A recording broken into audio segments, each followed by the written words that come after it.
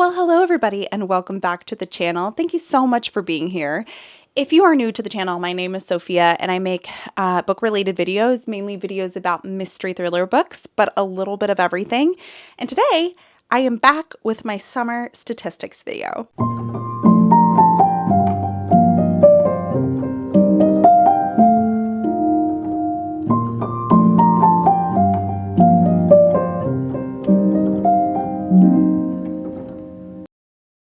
So if you've been around for a while, you know that every quarter of the year I make a video where I look into all the nitty-gritty statistics from the past 3 months. So today I'm going to be chatting about all of my statistics from June to August. I will also link my spring and winter stats videos if you're interested in how those months went for me. But without further ado, let's go ahead and get started. Between June and August, I apologize, I'm going to be looking down at my phone a little bit because all of my stats are on my phone. So if you see that, that's why. So in those 3 months, I read 24 books. Overall, pretty solid. So definitely less in the springtime. During spring, I read 34 books. I had a lot of really, really strong reading months. I read a lot of Claire Keegan, which are shorter books, but I'm still really happy with 24 in terms of numbers. I did have a slower July. I'll link my wrap up for then, but I still read 6 books. I'm well on track for my reading goal, which was 50 books for the entire year. I've already surpassed that. I'm at, I think last time I checked was 75. So numbers wise, I'm happy, even though it wasn't my best quarter of the year. Next, we're going into genre. So I'm going to move a little bit to the side so that when I'm editing, Sophia has somewhere to put all of these books. So apologize if I'm a little off center.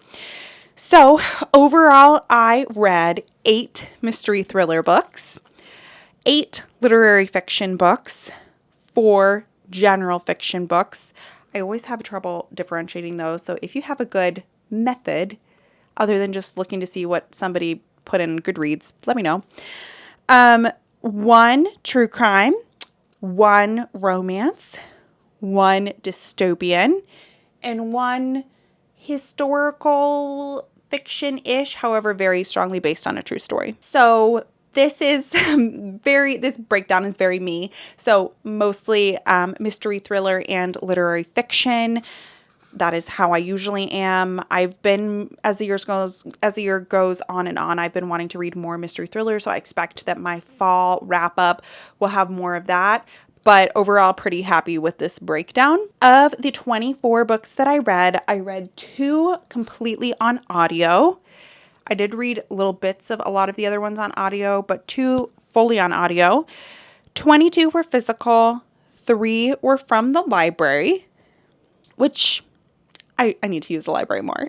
But I've just been buying a lot of books recently, and so I've been at least wanting to read the ones that I'm buying, but I would like for that library number to at least be over 5 each wrap up. My average star rating was 3.20. So this is by far the lowest average star rating I've had for the entire year. I want to say last quarter it was like 3.37 or so. And when you see my breakdown, you'll see that most of the books I read were very middle of the road. There were a few 5 stars, not as many as last time. And I'm honestly fine with that. I think I'm becoming a little bit more critical and a little bit of a more like not wanting to give out 4s and 5s to everything. So I think that makes sense. But I had no 1 stars. I had 2 2 stars. I had 12 3 stars, 7 4 stars, and sorry, I think I said 2 5 stars, 3 5 stars. This season, I filmed 28 videos. I think I'm really starting to hit my stride with like consistency in filming my videos, which makes me so happy. And I love that when I upload, usually there'll be a couple people that will like comment right away or watch the video right away, which makes me happy. Like, it is a lot of work that I put into making my videos and editing them, especially my weekly reading vlogs. And so it brings so much joy to my heart. Every time I like get a comment or get one of you guys watches it and interacts with me. So that has been so lovely. But I have done 10 weekly reading vlogs. I think every week of the summer I did a weekly reading vlog. Go me. 3 wrap-ups, so 1 for every month. I did 1 live show, the Paws and Pages live show for the Emperor of Gladness. 6 dedicated book reviews. This is much better than spring. I think spring I only had 3, and it's only going up from here because I'm trying to do 1 dedicated book review a week. 1 book haul. 1 spring stats, reading stats video. 1 tag. 1 video that was my top 5 books of the year so far. 1 new releases video. My summer garden tour, and then most recently my fall TBR. So overall, pretty good string. I love weekly reading vlogs. Those are my bread and butter that I'm like, if I'm going to put 1 video out a week, it will be the weekly reading vlog. And I'm kind of glad that I found that out about myself and that I'm getting that. So that makes me happy, and you guys seem to enjoy those as well. Overall, I bought 24-ish books, which is, again, more than I want it to be, but here we are. You know, I am loving reading at the moment. I'm loving having book mail. I'm loving new releases coming in the mail, and I'm not going to be mad about it. I really love books, so I'm going to buy them. But again, I would love to use the library a little bit more. And then my least favorite books of the quarter so far have been Flamingo and Crazy Little Children. Flamingo was a literary fiction book I just didn't resonate with the characters and didn't love the characterization of. However, is pretty highly rated on Goodreads, so take my review with a grain of salt.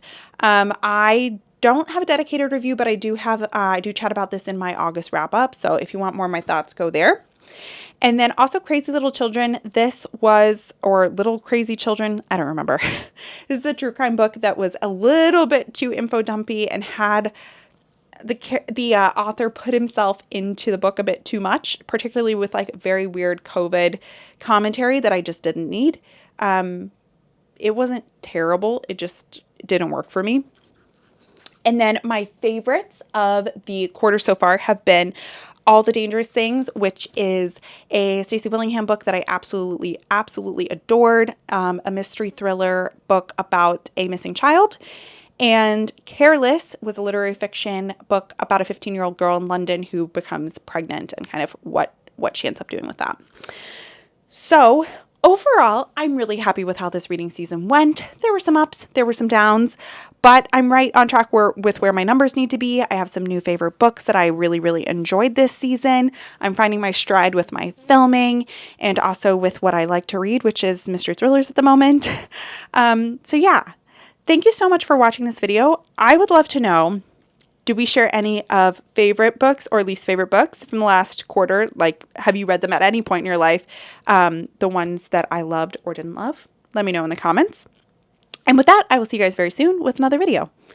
Bye.